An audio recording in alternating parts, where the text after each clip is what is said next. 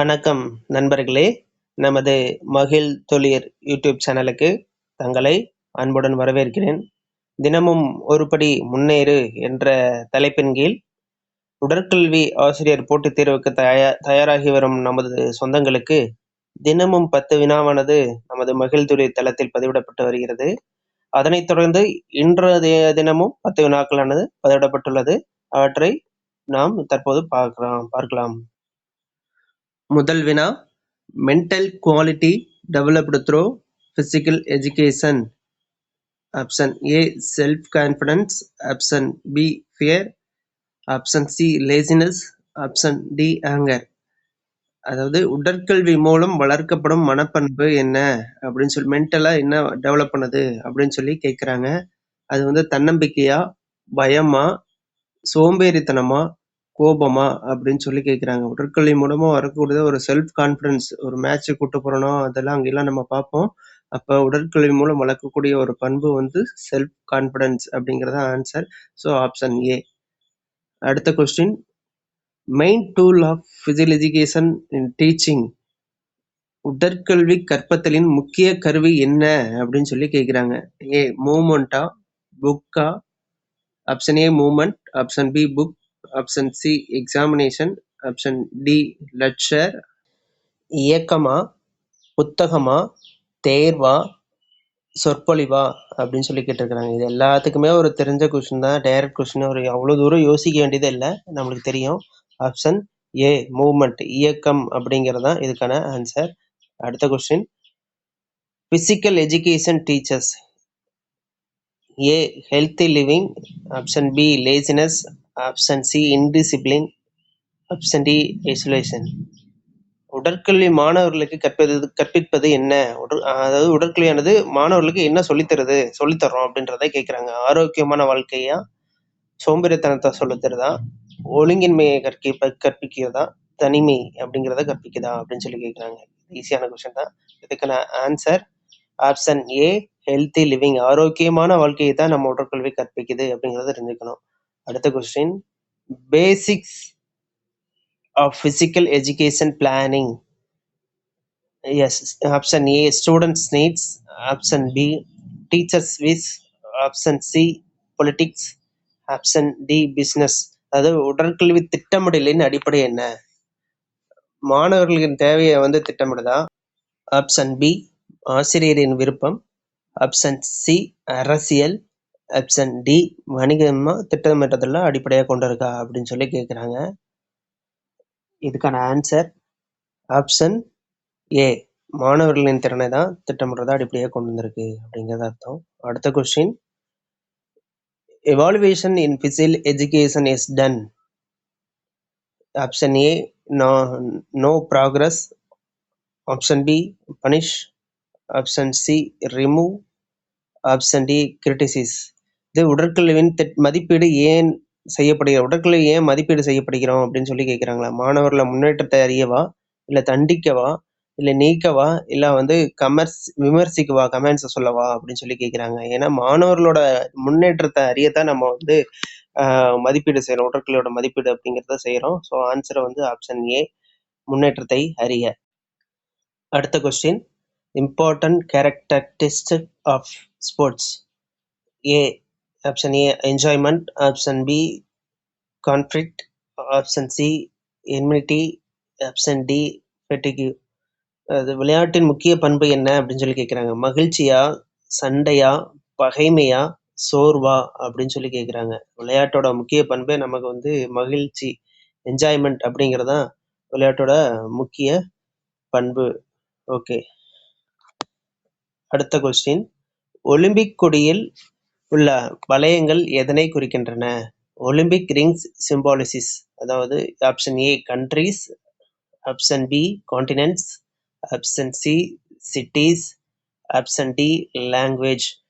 நாடுகளை குறிக்குதா, கண்டங்களை குறிக்குதா, நகரங்களை குறிக்குதா, மொழிகளை குறிக்குதா அப்படின்னு சொல்லி கேட்டிருக்காங்க. இந்த கொஸ்டின் நான் முன்னாடியே வந்து அந்த ஒலிம்பிக்கு கலர் சொல்லும் போதே நான் வந்து முன்னாடி சொல்லியிருந்தேன், இது வந்து எதோட கொடுக்குது, எதோட தொடர்ச்சி குறிக்குது அப்படின்னு சொல்லி நம்ம பேசியிருந்தோம். ஸோ அதுக்கான ஆன்சர் வந்து கண்டங்கள், கான்டினென்ட்ஸை தான் குறிக்குது. ஆப்ஷன் பி தான் கரெக்டான ஆன்சர். அடுத்த கொஸ்டின், ஒலிம்பிக் தீப ஓட்டம் எங்கு தொடங்குகிறது?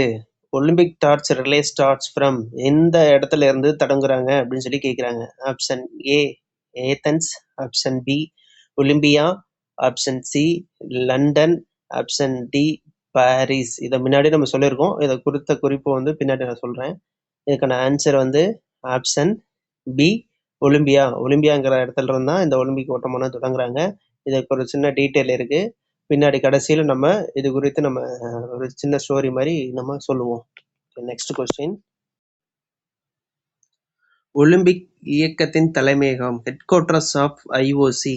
Option A Paris, option B Lausanne, option C London, option D Berlin. பாரிஸ்லையா லான்ஸ்லேனையா, ஆப்ஷன் சி லண்டன்லையா பெர்லின்லையான்னு கேட்குறாங்க. இதுக்கு ஈஸியான கொஸ்டின் தான். இதுக்கான ஆன்சர் வந்து லான்ஸ்னே.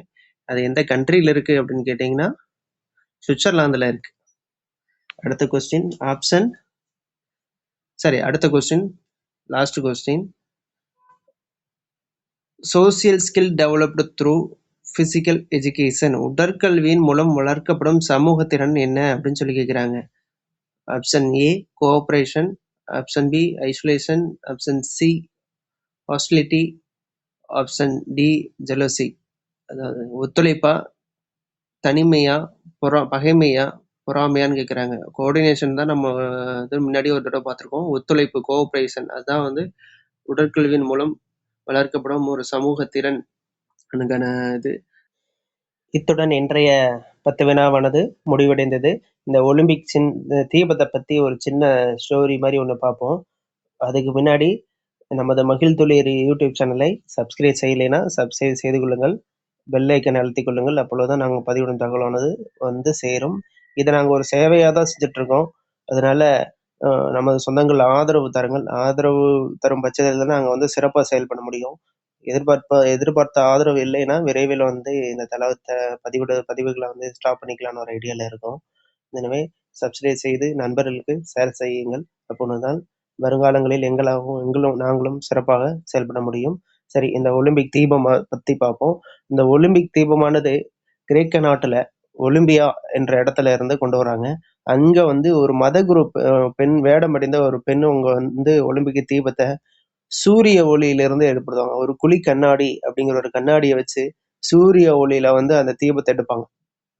தீபத்தை அங்கிருந்து பல கண்டங்கள் நாடுகள்ல வந்து கடந்து எடுத்து கொடுக்குறப்போ ஒலிம்பியா நாட்டில் இருந்த ஒருத்தர் தான் வந்து அந்த தீபத்தை எடுத்து கொண்டு வருவாங்க. அது பல கண்டங்கள் நாடுகளை கடந்து வந்து கடைசியா யாரு நடத்துறாங்களோ அவங்க கையில வந்து ஒலிம்பிக் தீபத்தை கொடுத்து அவங்க ஒலிம்பிக் தீபமானது ஏத்தி வைப்பாங்க. அடுத்து நம்ம அந்த ரிங்ஸை பத்தி பேசியிருந்தோம்.